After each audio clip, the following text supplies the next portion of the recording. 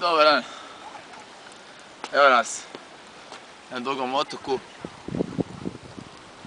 park prirode Telaščica, koja je poznata zbog klifova, jezera Mir i uvale prekrasne, jedne od najljepših i najvećih prirodnih uvala u Hrvatskoj.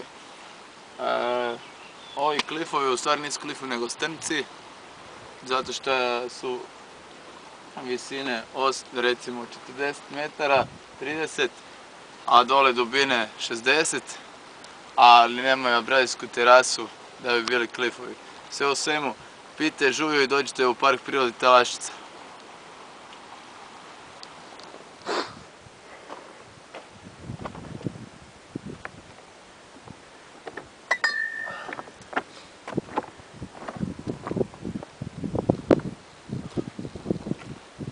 Dobar dan.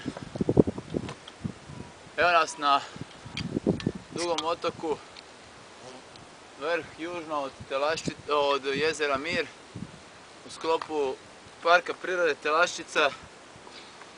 I evo stvari da vam ne sklanjam pogled, jednostavno tu je prekrasno, predobro. Dođite u park prirode Telaščica, tamo se završava jezero Mir.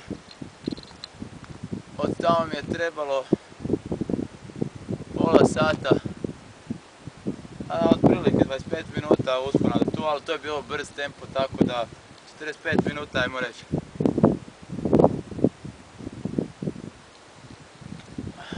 Sve u svemu, pozdrav još jednom, u stvari ne još, moram vam pokazati Kornat. Naravno, Žuja vas pozdravlja, pošto je ona zakon, a s druge strane, evo vidite kakav vidik imamo, znači ostatak Dugog otoka, i tamo u pozadini vidite Kornat, nacionalni park Kornati, koji sadržavaju recimo 300-tinjak otoka, ja mislim, nemam pojma, recimo da da, dakle onda stoji nešto. Tamo iza vidite Ugljan, Pašman i ono je sjeverni dio otoka Dugi otok. Vidite s lijeve strane klifove, dole jezero Mir i uvalu koja je duboko uvučena u otok. To su tri glavna fenomena parka prirode Telaščica.